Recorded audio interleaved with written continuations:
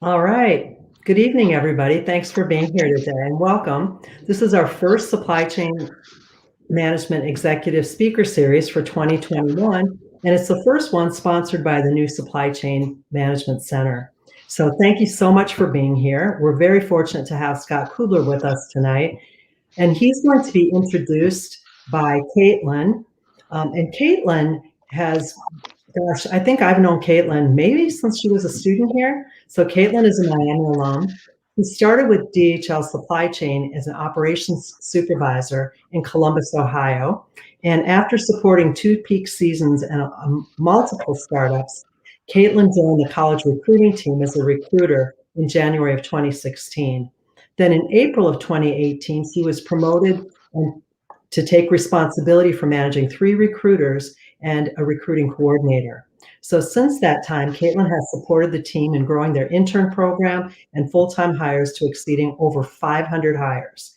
During her time at DHL Supply Chain, Caitlin has found a passion for developing young talent and providing innovative solutions to meet business needs.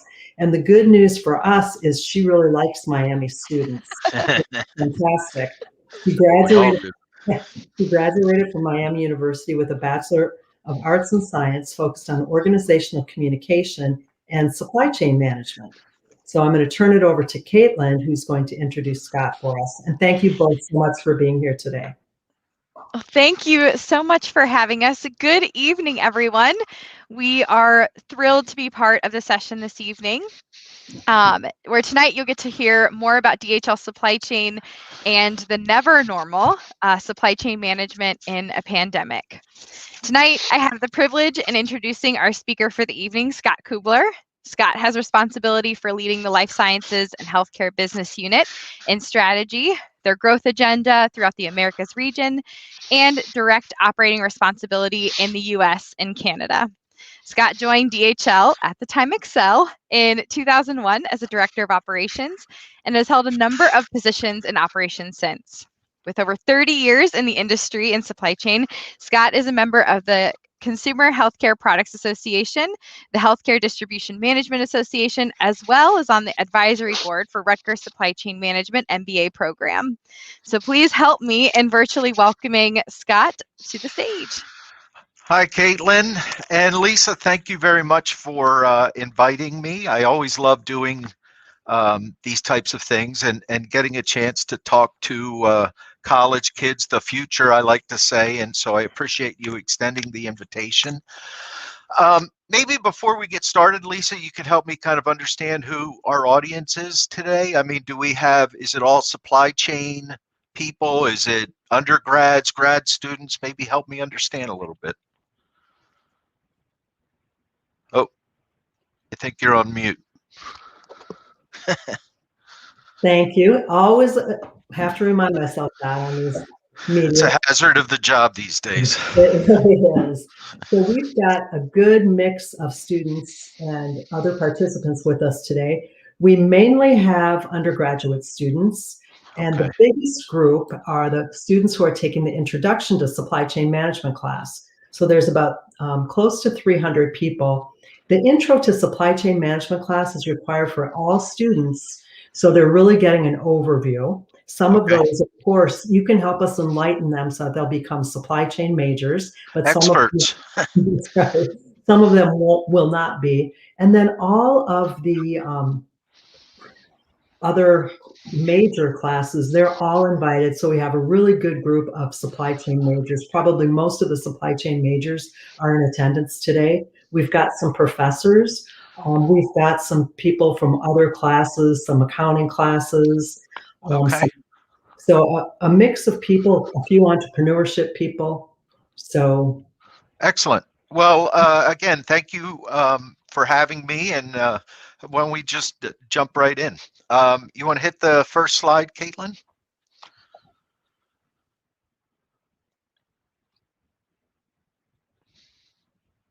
I don't see a slide. Is it up? There it goes. Okay.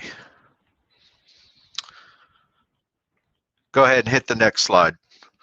So this is our quick agenda for today. We've kind of gotten through the introductions already. I'm going to do a quick overview of DPDHL. A pretty broad overview because it's a very big company, and then I'm going to talk specifically about the group that I work for, which is within DPDHL. I work in the DHL Supply Chain Group. We're going to talk about the supply chain during a pandemic, which is a first for me. I just did the math when Caitlin said I started in 2001 with DHL, and that's 20 years. And this was my first time trying to navigate a pandemic, and it was quite the challenge, but quite the learning opportunity as well. And then I'm going to talk about vaccines and what the pandemic has really meant to the life sciences and healthcare supply chain. And then hopefully we'll have plenty of time at the end for questions. And hopefully everybody feels comfortable asking as many questions. Nothing is off the table. So go ahead, Caitlin. Go to the next one. Okay, so DPDHL is one of the biggest companies in the world that a lot of people have never heard of. Everybody knows DHL, but DPDHL is the Deutsche Post DHL Group. We're based in Bonn, Germany. We're in over 220 countries around the world, and we have over 500,000 employees, making us one of the top 10 largest employers in the world.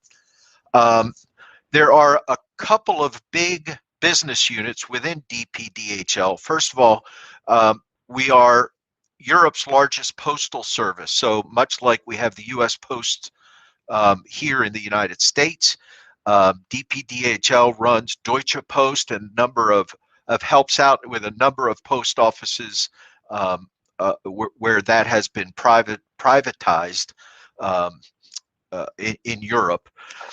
We're also the #1 international express delivery. So in the US, we hear a lot about FedEx and UPS. In the rest of the world, DHL for express delivery is #1. And it's a very big part of our business. We also are the leader in the global freight business, which is all of those big ships moving those containers across the oceans and the things that they do. We're a leader in that space. And then where I work is in contract logistics, and we are by far the largest contracts logistics player. So what that means is companies hire DHL. So they typically make the product, they hand it to us, we warehouse it, we store it, we transport it, we get it delivered to where it's going to be sold. Either it's to the customer or a retail store or a wholesaler.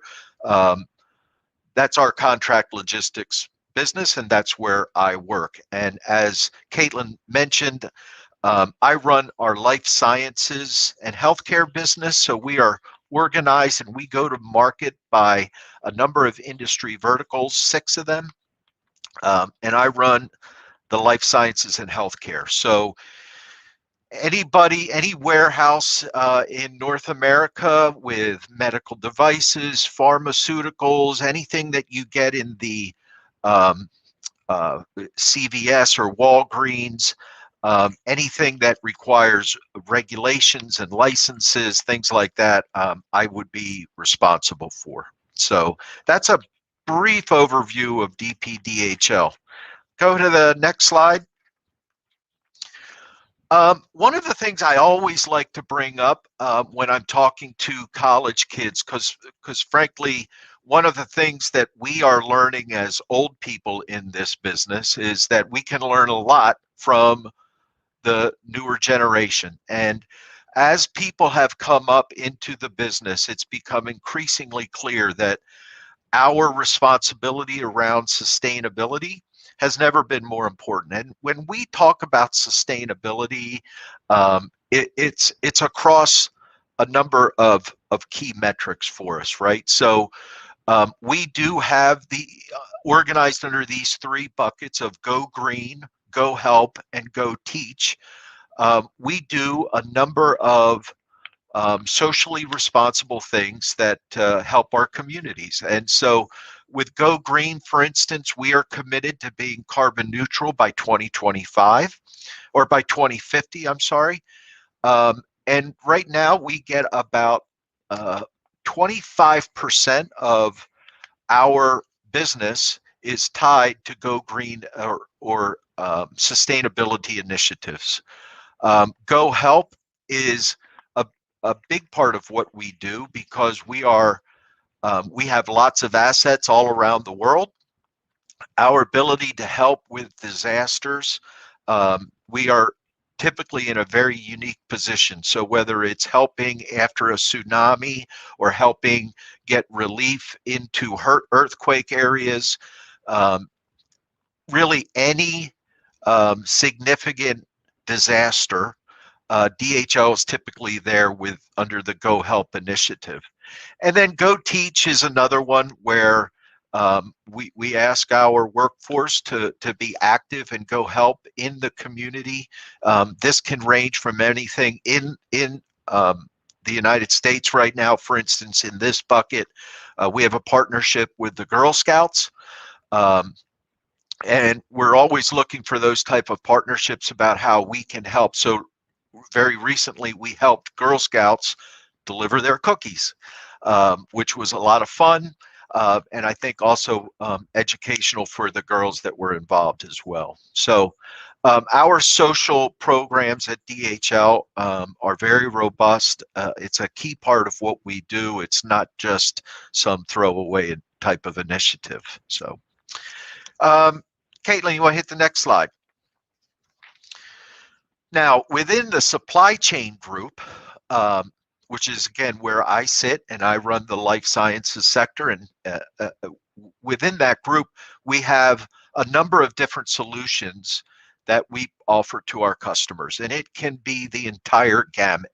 We typically don't actually manufacture the products, but once the manufacturing is done, everything after that to the point of delivery to where it's going to be sold, we can take responsibility for. So that would include, handling of returns, handling of the warehousing, the inventory management of that. We fill orders.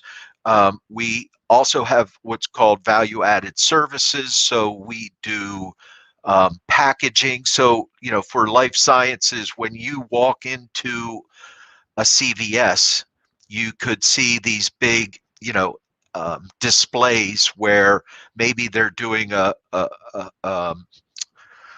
big sale on Bayer aspirin, and they build these big display units to help sell their products. So we do a lot of those type of packaging. If it could be a 2-for-1, or they're selling products together, we do a lot of that. That's what we refer to as value-added services. We also help with transportation, whether that's inbound to manufacturing or from the manufacturing into our distribution centers, or actually delivery out to the end unit. And most recently within the life sciences space and in our e-commerce space, what we refer to as last mile transportation services is becoming an increasingly important part of what we do. Another big part of what we do that is just increasing is information management, right? So we are being asked to provide increasingly amount of information, right? So information about their orders that they can use to make their products better, make it more efficient. Increasingly, our ability to provide information back to the manufacturers about their products, where it's being sold, how it's being sold, who the end user is a new but a very exciting part of what we are providing. You want to hit the next, Caitlin? When you take a look, really just about every type of customer you can think of, DHL serves in one way or another. But within the warehousing piece, or the supply chain piece of our business, as I mentioned previously, we are organized by industry verticals. So you can see on the left-hand side, we have a consumer sector, we have a retail and an e-commerce sector, we have an automotive engineering and manufacturing sector, we have a technology sector. I sit in the life sciences and healthcare sector, and then we have the chemical and energy sector. Each of those industry verticals have very unique supply chain challenges. So for us in the life sciences sector, for instance, our buildings have to be licensed. They are regulated. We have to follow certain cleanliness requirements, temperature control requirements, things like that. The transportation of our products has to be typically temperature monitored at the least, but often delivered in refrigerated trucks. So there's a lot of specifics around the life sciences sector, and that's why we organize them that way. And you can take a look at who some of our bigger customers are. As I said, pretty much all of the big companies that are out there use DHL services in one way or another, at least one of those components. Either they use us for express deliveries, they may use us to get their products overseas or from manufacturing into the United States, or they use us for warehousing or for transportation, for some different type of component. Just about every big manufacturer out there uses us in one form or another. Within the life sciences sector, we have a couple here, Johnson & Johnson, Pfizer, Dentsply, which is a medical device specifically to dentists, so a lot of dental products. Bayer, Zimmer, which is a medical device company. So we are organized within the life sciences sector of pharmaceutical companies. So companies like Merck and GlaxoSmithKline, and Bayer has a pharmaceutical component, Johnson & Johnson, Pfizer, and then we have another group is the medical devices, which would be companies like Siemens. Johnson & Johnson has a medical device company, Dentsply. And then we also have what we refer to as over-the-counter. So when you go into the grocery store or Walmart, things that you buy that are medical related but don't require a prescription. So things like Sudafed or aspirin or Tylenol, those types of things. It's our responsibility to make sure we are getting those products into those pharmacies or into those grocery stores and making sure they're available. So if you ever go to the grocery store and it's not there when you need it, it's probably one of my site's faults that made a mistake somewhere along the lines. But hopefully that never happens for you. Caitlin, you want to hit the next slide? This is just a quick look so that you can understand kind of the magnitude. We do tend to operate around campuses. So I am sitting in our Mechanicsburg campus as we speak, which is right outside of Harrisburg, Pennsylvania. We do have campuses in Atlanta, Dallas, Memphis, Southern California, Northern California, Toronto. We do operate a number of campus locations. We try to put as many of our facilities together as possible. It allows us to share resources, allows us to share labor. It allows us to combine transportation costs, which is helpful for a lot of our customers. And you can kind of see across the US, we have over 400 customers in North America today. And they're operating out of something like 480 sites. We have roughly 50,000 employees in North America across all of those sectors. Within the life sciences sector, we run about 50 different facilities across the country, and we have somewhere in the neighborhood of about 2,000 associates handling all of our life sciences products. But you can see our ability to get products into customer hands very quickly is easy to do based off of the network we're able to offer to our customers. So that's a quick overview of DHL and who we are. I now want to talk about supply chain in a pandemic, which is really what I was asked to come talk to you guys about. So, Caitlin, if you hit the next slide, I think it's interesting if we think back to where we were. Literally, it was about a year ago this week, I believe, that the first COVID death happened in the US. And I think back at just how much has changed since that time and where we've been over the course of that 12 months. It seems simultaneously like a lifetime ago and like it just happened yesterday. It was the most dynamic, challenging year of my supply chain career. And it's largely because literally everything changed immediately. We had a number of our associates that were frankly scared. They didn't know what this was going to happen. They were scared to come to work. Were they going to get sick? Were they going to get their parents sick, or were their kids going to get sick? What were we going to do? You know, are kids going to go to school? Are we going to be able to go out? People largely did not know what to expect, and easily a very big part of our associates were literally scared to come to work. And then you also had the other half of the population who felt like this was being overblown and it's not a big deal and we should just go on with what we were doing. So we literally were trying to on the fly manage the fact that our workforce really was in two polar opposites of their feelings about how we should respond to the COVID crisis. So as you can see on the fourth bullet point there, associate safety was number one, but getting orders out was essential, especially in our life sciences space. We absolutely wanted to take care of our associates. We did not want them to come to work if there was a risk.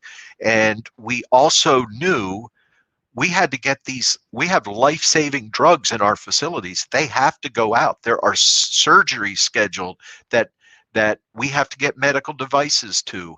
There are pain medicines in our warehouses and cancer drugs in our warehouses. They have to get out. So we had to figure out very quickly how we were going to balance that. And we had to rewrite the rules on everything. You know, we had to come up with new attendance policies because frankly, some people couldn't come to work because they didn't have childcare or because they were dealing with a sick family member. We had to come up with new safety rules. We had to come up with how we were going to, in a warehouse, how were we going to ensure social distancing and how were we going to spread our groups out?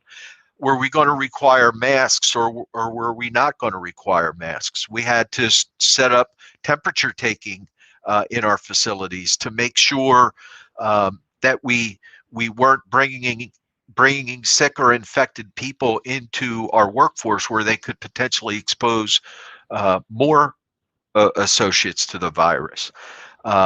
We had to figure out how to keep our facilities clean at a whole new level and how we were going to bring in people to disinfect in between shifts. We had to separate our shifts. We took 30 minutes in between, whereas before maybe shifts would overlap. We had to figure out new scheduling so that we had time, 30 minutes to bring people in to clean all the common areas. We had to figure out surge pay and how were we going to handle the fact that we were asking people to come to work in the middle of a pandemic to get these essential products out to our customers. So all of that changed, and all of that had to be decided extremely quickly. We had to come up with new rules of engagement on all of these topics. Now, one of the things that really helped us is the fact that we were a big global company, and frankly, the challenge, the pandemic really hit in Asia first, and then it went to Europe. And by the time it got to us, we had about a 6-week head start. We could see what was coming. We could see the issues that our partners in Asia were dealing with.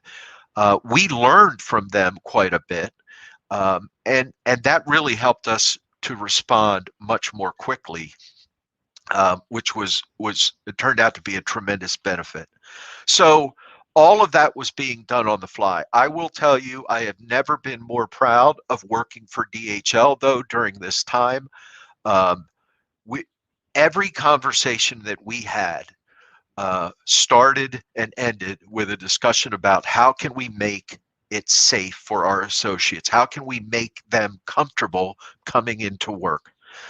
And it was never a question about, geez, well, we can't spend the money for this or we can't spend the money for that. It was always the right conversations by all the right people at all the right times. So that was really important. The next real lesson that we learned was how critical communication was. And we had, not only were our associates afraid and scared and uncertain about their future and what was going on, our customers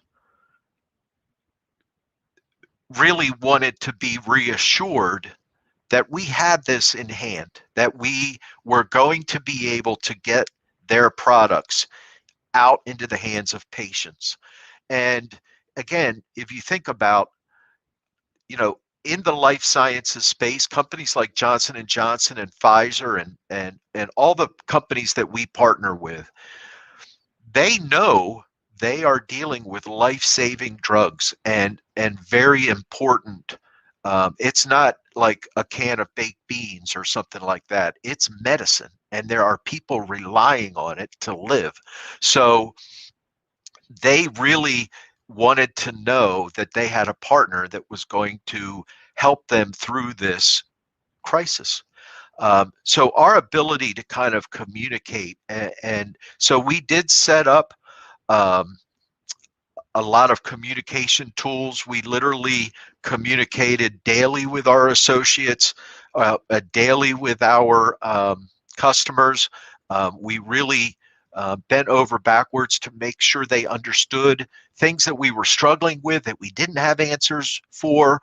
But I think our associates and our customers were all extremely comforted by our ability to proactively communicate to them.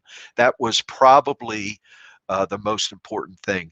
We didn't necessarily have all the answers immediately, but we were able to tell them we're working on it, and as soon as we had an answer, we were able to let them know where things stood, and we did move incredibly aggressively to try to get them answers as quickly as we possibly could. So, Caitlin, if you go to the next slide. So, how do you measure a success during pandemic? This is kind of interesting because I don't think we really knew how successful we were until, maybe 6 months into it. That did we feel like we were actually doing a good job with this? So, excuse me, of all of our sites, we only shut down 2 sites to the pandemic. I said we have over 450 some odd sites that we manage. Only 2 of them did we shut down. And I think one of, if not both of them, were automotive sites that supported automotive lines that had shut down. But we had many sites that had tremendous volume swings. Some of our facilities, with really you think about Clorox, right? Clorox is one of our big customers in the consumer sector, right? The ability to get, antibacterial wipes out was tremendously important. So some of our consumer sites, a lot of our e-commerce sites, a lot of our health, life sciences sites really got very busy. They probably had 3 or 4 times the amount of volumes that they were designed for. Some of our sites really did cut back. I know we have some medical device sites that were for elective surgeries, and a lot of those surgeries were scaled way back, so their volume was way down. But we were able to move like over 5,600 associates from one site to another. We kept people working. We kept people getting their hours, which during this period of uncertainty was really important to our associates. They wanted to feel like they had job security, and they wanted to feel like we were going to take care of them and make sure that their paychecks were not affected. Same with customers. Our ability to ramp up labor in those very busy sites and ramp down labor at the sites where there wasn't much activity going on was really important to our customers. In the height of the pandemic, when we weren't allowed to travel or do anything, we completed 20 startups, 20 new facilities that we either built the buildings and we staffed them and we got them up and running. Like during the peak of the pandemic, I mean those first like 3 months when we were starting these up over Zoom calls and calls like this. Certainly not ideal, but every one of those startups was successful and started up on time. That was amazing. If I had to place a bet at the time, I would have been concerned about those 20 startups because they are incredibly complicated. There's a lot of people involved, and everything has to work like clockwork for them to be successful and to start on time. All of them did. Very proud of DHL during that time. So how else do we measure success? One of the things we do is every year we do an employee opinion survey. We ask about 30 questions, and we ask them to rate us, rate the company and the management team on how well we do, how was our strategy, how is our workplace, how is our communication, all of those things. And it's something we do every year.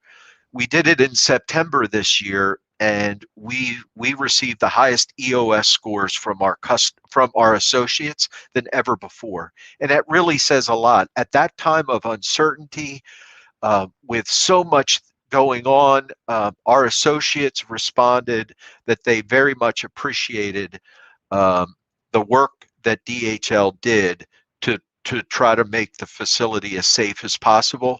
And that's another, I think, a really important measure of how we handled the pandemic. We also do a quarterly CXM, which I'm not sure what that stands for, but it's every quarter we do a survey with 90+% of our customers, and our customer scores throughout the entire 2020 were at record levels. We've never seen customer scores like we did last year. I think customers really appreciated our ability to kind of flex for them, to be responsive to them. I think they very much enjoyed the communication. And then there were a number of stories out there. I'll just kind of give you one. There was a pharmaceutical company that had a warehouse in New Jersey, and they called us. They weren't even a customer of ours. They called us and expressed concern. They were right in the middle of the height of the pandemic. Over 70% of their workforce got COVID at the same time. They just had a big outbreak at their facility. They had medicines that had to go out, and they didn't have the workforce to be able to ship their product. we literally sent about 40 DHL associates that were forklift trained, that were trained in handling pharmaceuticals, and we sent them to New Jersey. They worked there for about 4 weeks, and they were able to get those shipments out for somebody that wasn't even a customer of ours. That level of cooperation, that level of working together, pulling together to try to get through a pandemic, as painful as the pandemic can be, those are the kind of stories that make you feel good, make you feel like you were doing the right things. We also set up a number of PPE depots around the country. We worked with companies like the Red Cross to get PPE equipment, masks, gloves, sanitizing towels, things like that, out across the country, and to make sure that we were helpful in getting that PPE, personal protective equipment, into as many people's hands as possible. That was a real challenge early on. So there's a number of those really good stories. So all in all, I think that it was, like I said, a very challenging year, but I feel really good about the performance that DHL, um, how DHL performed during this time. I think really we rose to the challenge and were very successful for our associates and for our customers. So last slide, I promise. Caitlin, you want to go to the last slide? So I want to talk a little bit about, because it's all over the news, about vaccine distribution. We are involved in getting vaccines distributed, and in transportation of vaccines. And it's interesting when you see how the news kind of handles vaccine distribution. Frankly, vaccine distribution is pretty easy. It's kind of what we do. So we are shipping large quantities, typically, excuse me, full pallets and full truckloads. That's the easiest for us to handle, out to states. How well the states handle it once they get it is kind of out of our control. But obviously, we have to match the level of urgency and the expectations. Everybody wants these vaccines and they want it now. So we have to do that. Some of these vaccines require us maintaining frozen temperatures. Again, it's kind of what we do. Our facilities are built to handle that, and it's not a problem. Now, there are some capacity constraints out there that we do have to work with. Running out of dry ice, which we package these things in with shipments. Running out of dry ice is a serious challenge that we have to work with. The trailers all have to be temperature controlled trailers. There's only so many of those in the US, but so far we're managing that just fine. And then cold room warehousing. Most of our life sciences facilities are temperature controlled, but not frozen temperature controlled. So, we have to do a little bit of scrambling to make sure that we have the right amount of freezer cold room warehousing available. So, and finally, when I look at what the new normal is kind of going forward, I think what we're seeing from our customers, like I said earlier, there's a real heightened appreciation for companies like DHL and what we do. They love our responsiveness. They love the flexibility they provide them. As a result of the past year, we are developing excuse me, deeper, more strategic relationships with our customers than we ever have before, which is great. Our new business is increasing significantly. Last year, our life sciences sector had a record new business signings, and I expect that will continue for this year. But there's certainly going to be less reliance on inventory overseas. Our customers, especially in life sciences and in e-commerce, are looking to bring that product here into the US and literally have it as close to their customers as possible. Also, redundancy is a key topic these days.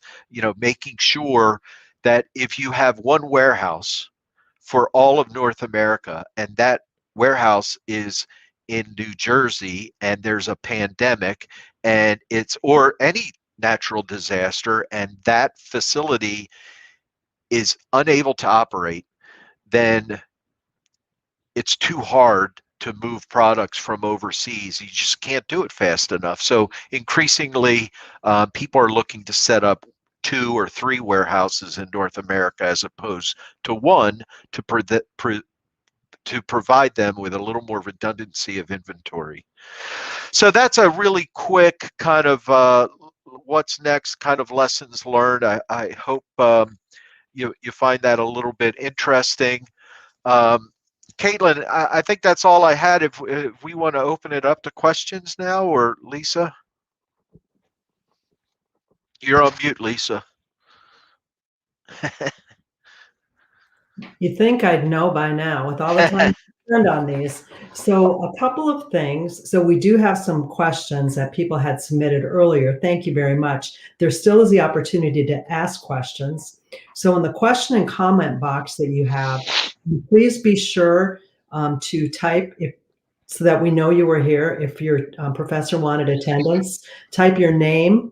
Type your class. So like management 431. Here we have accounting 221, your professor, your own name, and your email address. So you can type that into a comment box. And you can also type questions in there. So I'll sort through those, and I'll pass them along to Caitlin. And Caitlin is going to be asking Scott questions. So she's going to be asking some questions that you submitted earlier before when you registered. And she's also going to be asking some questions that you have been submitting throughout the presentation. Again, there still is an opportunity. So go ahead and submit questions if you'd like to, and we'll let Caitlin and Scott have a conversation here. Great. Awesome. Thank you, Dr. Elram. So we have kind of some combined questions, so I'll try to get as many of these in as I can. So I guess first part of the question is, what drove your passion to pursue a career in the supply chain industry? Did you always intend to work in supply chain, or did the field kind of find you? Yeah, it's interesting. I was telling JJ earlier that I actually am old enough that when I was in college, there were no supply chain management programs, like none. So I never even knew what supply chain was. I was an industrial engineer. I graduated from the University of Pennsylvania, and I started working in a management development program for a big the company's called McMaster-Carr. It's like Granger. But they had a fantastic management development program. I worked in marketing and customer service and in finance, and they put me out in their warehouse. And boy, I loved working out in that warehouse. I loved the fact that when the day was over, everything was done. Like everything was shipped, everything, like, and I could go home and be like, yeah, I'm done. Like when I worked in the finance part, like I never felt like I was done. So I always enjoyed that part of actually being able to see what I was completing for the day. So I started working in the warehouse. I worked there for about 10 years, and then I went and worked for one of those .com companies out in San Francisco. That was phenomenal. But then I started working for DHL 20 years ago. Caitlin, can you believe it? Wow. That's awesome. Thank you. So another question that was submitted early. What opportunities has DHL Supply Chain's enterprise system given the company? Is that an edge that they've had during the pandemic, or just an edge that we have in general? So different systems that we utilize. Yeah, so we work with our customers.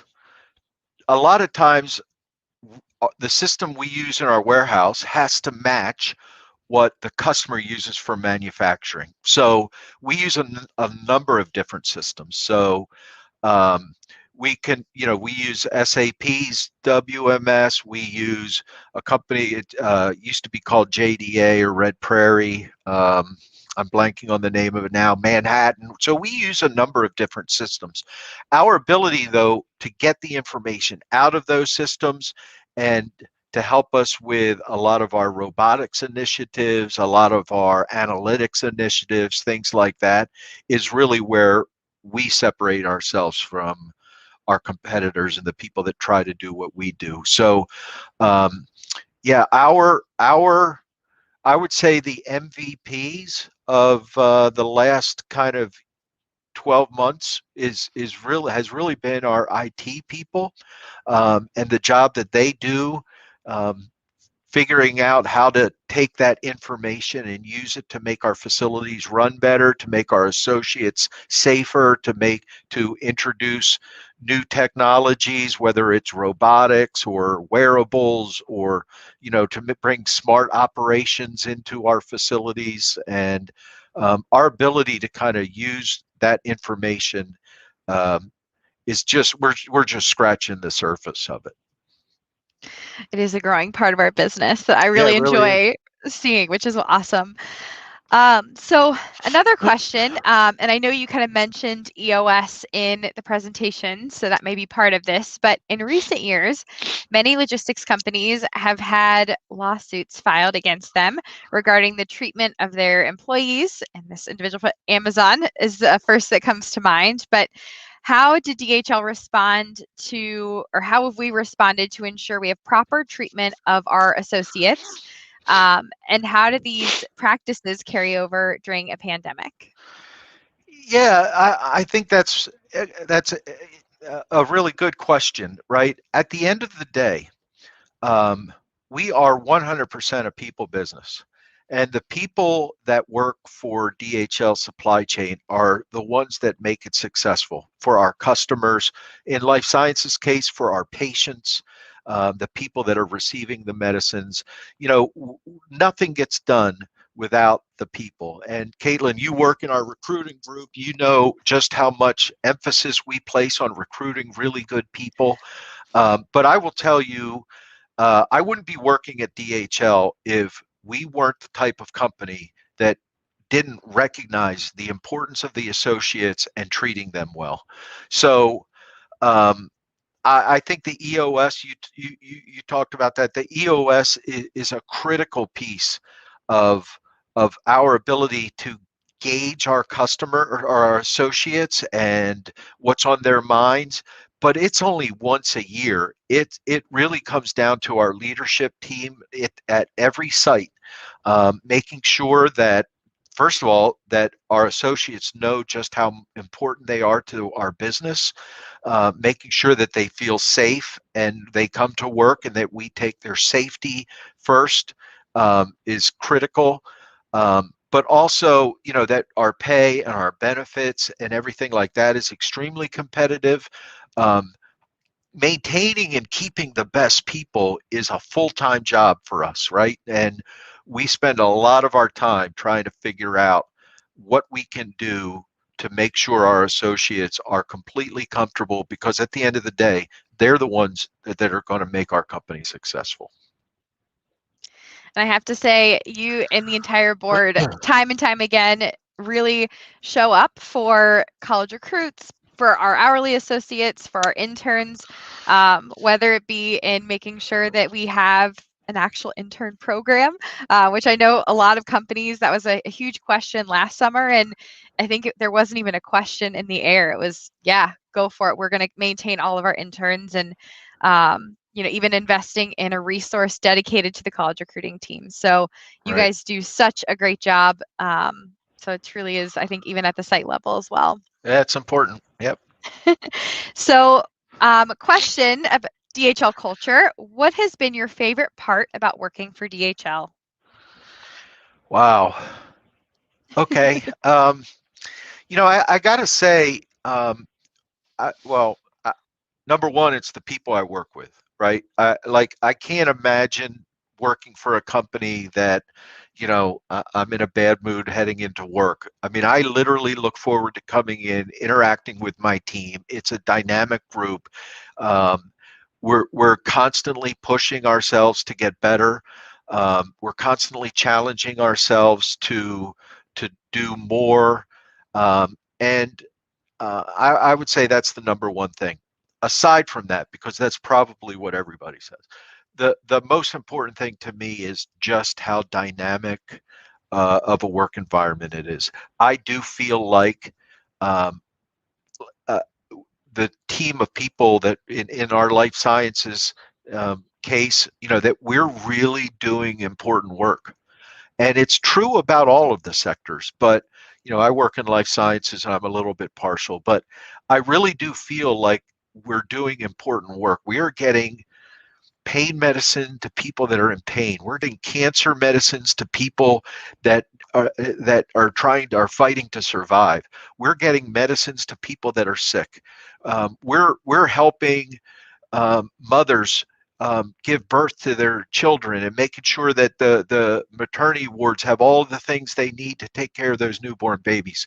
So I feel like we're doing really important work, and that every day is a challenge to figure out how to do that better, how to do it cheaper, how to do it more reliably, and how to do it the way I would want if I was on the receiving end of it. So that's probably the most exciting thing to me.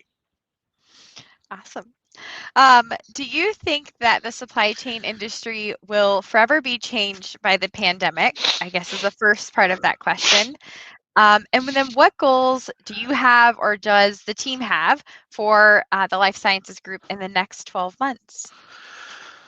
Well, first of all, I'm sorry, the first part of that question was? Do you think supply chain will forever be changed by the pandemic? Yeah, I do. I tried to touch on that. I do think that increasingly people realize you need to have flexibility and responsiveness in your supply chain. I think people really learned the importance of supply chain in the last 12 months. I think a lot of people took it for granted. Um, I always felt like we were the most important people in the country, supply chain folks. Um, Now I think everybody does. But I think people saw, when grocery shelves, when you can't get toilet paper, right? Like people realize, oh my gosh, what happened? Like, well, supply chain, right? So I think people realized just how important that was and how important it is that people like DHL can provide responsiveness. We can provide extra facilities, extra labor. There's so much that we can provide. So I don't think that is going to go backwards. I think increasingly we're going to develop deeper strategic relationships with our customers, and that's a good thing, frankly. The second part of the question was what strategies or what goals do you or your team have for the next 12 months within the life sciences sector? So I think we have a number of, obviously, the number one goal, and it's funny, I literally right before this call, I sent out a note to my team about, um, number one is safety, right? Making sure our associates go home every day healthy and safe to their families is number one. And so we do measure that. We do all kinds of safety initiatives. That stuff is incredibly critical. I would love to see us actually continue the communication that we set up with our associates, because I think our associate during the pandemic, because I think our associates appreciated that, and I think we want to continue with that. I know within DHL, a big challenge that we've stepped up for over the last couple of years was to improve our diversity and inclusion. I think that is tremendously important. When you look at the diversity of our workforce and you look at the diversity of our management team, we have a lot of work to do, frankly, to be honest. But I think we know that the more diverse we are, the better we are. The better our solutions will be, the better we'll be able to take care of those customers. And I see that commitment, and now it's all about putting the right processes in place to actually drive our diversity numbers. And then inclusion is even tougher, right? Is how do we measure and ensure that it's not just we're improving our diversity, but we're also including that all of those all of our diverse points of view into solutions and ideas and growth for the future. So those are just a couple things. Thank you. Because we've gotten this question twice, I know you said what your favorite part about DHL was, but what has kept you or what's made you stay with DHL for such a long time? Geez. Yeah, well, first of all, I've never been a job hopper, right? I've always been somebody that gets connected to a company and wants to work kind of inside to fix things if I see a problem that I want to fix with a company. And I think that DHL likes that, right? I think DHL is open to new ways of working. DHL is open to progressive points of view and different points of view and incorporates that. It's a very collaborative company that way, which I think is fantastic. If I have come up with something that I didn't like about the company, there are avenues that I felt like I could affect that, right, and make the changes necessary. So, but also, like I said, I come to work, I'm challenged every day. I like the people I work with. That's pretty rare. Like, it's not something I'm going to pick up and go over there and risk losing that for, you know, $10 more, right? So I do see the value in enjoying coming to work every day and working with great people, and so I've stayed here. Thank you. I know Lisa had mentioned there were several questions surrounding, getting their foot in the door with DHL supply chain. I know we're coming up on time, so I'll answer that one. We will be at the career fair on Thursday, and we do have one-on-one sessions left. So if you are interested, we have intern and full-time opportunities across our IT, across supply chain. We encourage you to kind of stop by, say hello. But we do have all of our roles posted on Handshake as well. Another question for you, Scott. So you mentioned that DHL has a new focus on digitalization, which allows for easier customer relations. Can you elaborate on how the company plans to do this, and maybe even specifically within the life sciences group? Yeah, to be honest with you, maybe this is just, it would be worth another hour for me to come back and talk about all of our digitalization work.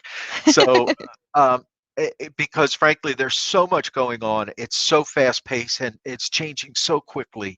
But there used to be what I refer to as bolts in the ground, automate carousels and pick the light systems. They were all very good, but they were inflexible, right? Increasingly now what we are seeing is are very flexible, collaborative robots that work with our associates, make their job easier, not just replacing them. So, and it's much more flexible. It's easier to train. They're easier to get up and running. You don't have to build big, elaborate structures.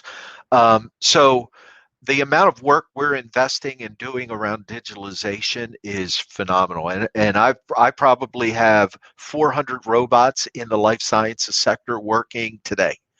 And that number will probably double by the end of this year. So it's really neat to kind of see these things moving around doing a bunch of neat things. So that could be a whole other topic. I could bring all kinds of videos and show where digitalization and where robots are going and how it's actually helping us and helping our associates, not simply replacing them. It's making their jobs better and easier and safer, frankly. They are incredible, I have to say. Yeah. They're really, really, really great to watch. So we'll have to come back and talk about it at some point. But Lisa, I don't know if we want to go have time for another question, but I didn't want to run over. So. You're on mute. muted. Strike three. Okay, you know, I have a cat, and sometimes she likes to participate, and it gets a little embarrassing. So I'm just gonna blame it on that. But I really want to thank both of you very much for spending the time with us today, for answering our questions, and for giving us some insights into how this has affected business. A couple of things I thought were really interesting were your comments about how some global players are actually, you know, this is changing the way that they look at their supply chains, and they realize that they need to have a physical presence in the US because there's just that much uncertainty. That's right. And I so much agree with what you said that, you know, we've been behind the curtain with supply chain, and now the curtain's been pulled back and people are afraid, and they realize how much they need supply chain management. That's right. Especially in this market, right? Yeah. So just some really great insights, and thank you for sharing your time so generously, and thank you for sticking with us and, you know, coming back all the time and talking to us about all different subjects from DHL. We really appreciate your support and the recruiting, Caitlin. And definitely, if you're interested, be sure to look Caitlin up for Thursday. And again, thanks. It's been great meeting you, Scott, and always nice to see you, Caitlin. Yeah, thank you for having me. Well, thank you. Usually in the big auditorium, there's hundreds of people there, and you get this roaring. So it's just That's amazing. okay. Again, thanks everybody for attending, and make sure that you did get your attendance in before you sign off. So thanks. Thank you. Thank you, guys. All right.